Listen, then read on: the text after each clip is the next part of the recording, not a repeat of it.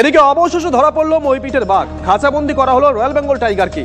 কিশোরী মোহনপুর গ্রামের আজমলমারি 11 নম্বর জঙ্গল থেকে ঠাকুরার নদী পেরিয়ে লোকালয়ে ঢোকে বাঘটি। গত এক সপ্তাহ ধরে বারবার জঙ্গল থেকে লোকালয়ে ঢুকে পড়ছিল বাঘটি। একাধিকবার চেষ্টা করেও ধরা যায়নি বাঘটিকে। অবশেষে রবিবার রাতে বাঘটিকে খাঁচাবন্দি করা সম্ভব হয়, আর তারপরেই আমরা যে ছবি দেখাচ্ছি যে বাঘটিকে ছেড়ে দেওয়া হচ্ছে জঙ্গলের উদ্দেশ্যে। এক্সক্লুসিভ যে ছবি আমরা দেখাচ্ছি, জঙ্গলের উদ্দেশ্যে বাঘটিকে ছেড়ে দেওয়া হচ্ছে, সেই ছবি এক্সক্লুসিভ। অভিজ্ঞান আমাদের সঙ্গে রয়েছেন, আমাদের সহকর্মী অভিজ্ঞান। কখন বাঘটিকে ছেড়ে দেওয়া হলো, কি জানানো হয়েছে বন দপ্তরের তরফ থেকে? একটু আগে সুমন একজনের সঙ্গে কথা বলছিল, তিনি জানিয়েছিলেন যে দূরের জঙ্গলে ছেড়ে দেওয়া হয়, এই ক্ষেত্রে কাছাকাছি কোনো জঙ্গলে নয়। অভিজ্ঞান, দেখো, তোমাকে জানিয়ে রাখি যে বাঘটি গতকাল রাত 11:30টার সময় বন দপ্তরের পাতা ফাঁদে ধরা পড়েছিল। সেই বাঘটিকে তাকে ছাড়া হয়েছে সুন্দরবনের ধুলিবাগানি জঙ্গলে, এমনটাই কিন্তু আমরা জানতে পেরেছি। বিশেষ করে বন দপ্তর থেকে আমাদেরকে জানানো হয়েছিল যে আজই তাকে ছেড়ে দেওয়া হবে, কেননা তার শারীরিক সক্ষমতা রয়েছে, পূর্ণ বয়স্ক বাঘ, 8 থেকে 10 বছর বয়স, এবং যে কারণে তার পশু চিকিৎসক আশুতোষ বিশ্বাস তাকে তার শারীরিক পরীক্ষা নিরীক্ষা করার পরই সিদ্ধান্ত নেওয়া হয়েছিল যত দ্রুত সম্ভব, যেহেতু সুস্থ সবল বাঘ, তাকে তার নিজের জঙ্গলে নিজের পরিবেশে ফেরানো হবে। এবং সেই সিদ্ধান্ত অনুসারেই বাঘটিকে সুন্দরবনের ধুলিবাগানি জঙ্গলে অবশেষে ছেড়ে দেওয়া হয়েছে। বিশেষ করে এই বাঘটি লাগাতার একাধিকবার সুন্দরবনের মইপিট উপকূল থানা এলাকায় সেখানে লোকালয়ে চলে আসছিল এবং এলাকার মানুষের ঘুম কেড়ে নিয়েছিল।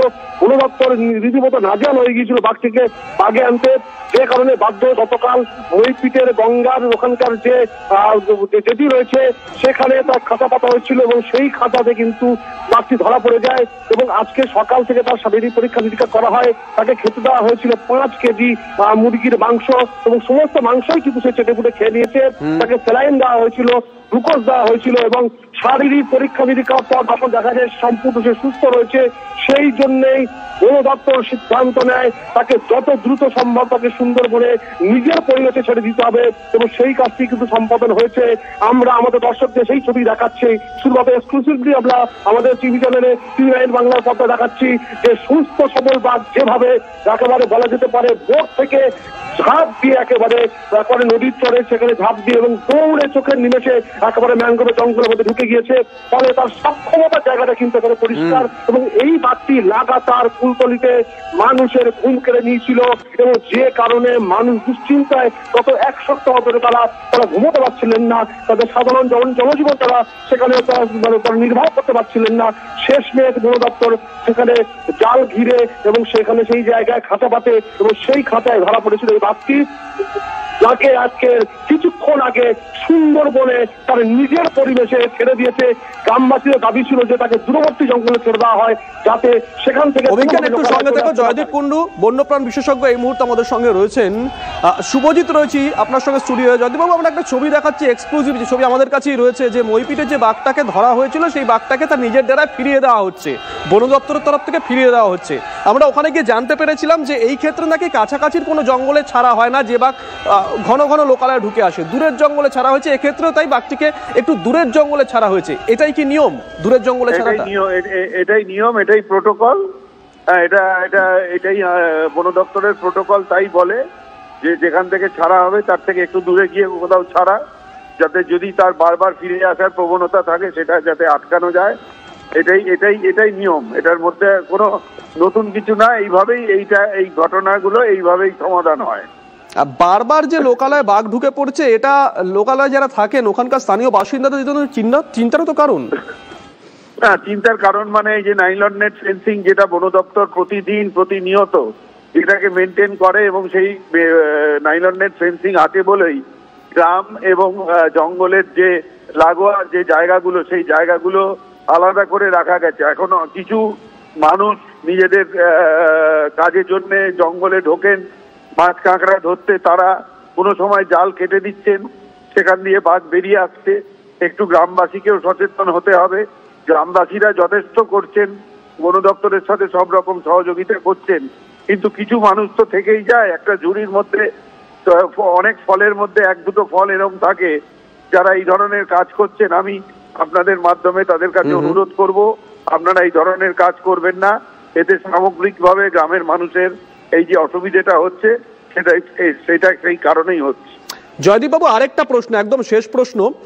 অনেকেই দাবি করেন, জানি না কতটা দাবিটা সত্য নাকি ভ্রান্ত, যে বাঘ নাকি রক্তের স্বাদ পেলেই বারংবার লোকালয়ে আসে, এটা কি সত্যি? না না, একবারে ভ্রান্ত। একবারে এই কথাটা আলোচনার মধ্যেই আনা উচিত না। এরকম কোনো তথ্য বা এই ধরনের কোনো ফান্ডা নেই। ওই বিজ্ঞান এরকম কোনো ফান্ডাকে সমর্থন করে না। ঠিক। অসংখ্য ধন্যবাদ জয়দীপ বাবু। আমরা কথা বললাম বন্যপ্রাণ বিশেষজ্ঞ জয়দীপ কুণ্ডুর সঙ্গে। এর আগে আমরা কথা বলেছিলাম বন্যপ্রাণ বিশেষজ্ঞ অনিল মিস্ত্রির সঙ্গে, তিনি ঠিক কি বলেছেন শোনাই একবার। অনিলবাবু, বাঘটিকে তো আজকে ছেড়ে দেওয়া হবে, কিন্তু এই বাঘ বারবার কেন চলে আসছে? দেখুন, বাঘের ধর্ম হচ্ছে জঙ্গল থেকে আর একটা জঙ্গলে পেরিয়ে যাওয়া খাবারের সন্ধানে। স্বাভাবিক কারণে ওপারে জঙ্গল এপারে জঙ্গল, ও পেরিয়ে আসবেই। যদি আসতে বাধা পায় সেটার একটা মাত্র কারণ, সেটা হচ্ছে ফেন্সিং। ওই ফেন্সিংটা এখানে অনেক দুর্বল, মানে পর্যাপ্ত পরিমাণ ফান্ড না থাকার জন্য এই ফেন্সিংটাও ঠিকঠাক মানে নেই। কোনো জায়গায় নেই, কোনো জায়গায় রিপেয়ারও খুব মানে করতে পারছে না ফান্ড নেই বলে। আর যে কারণে জঙ্গল থেকে আরেকটা জঙ্গল এপারে জঙ্গল দেখছে, ও পেরিয়ে আসার যে স্বাভাবিক মুভমেন্ট, সেই স্বাভাবিকভাবেই সে পেরিয়ে আসছে। এটা অনেক দিন ধরেই বাঘটা আসছে যাচ্ছে এরকম করছিল, ওরা খাঁচায় পড়ছিল না।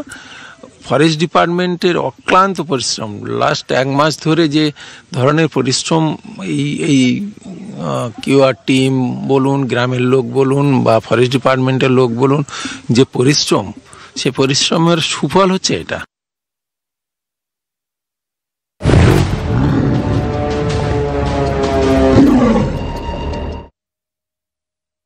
In association with Valvoline, the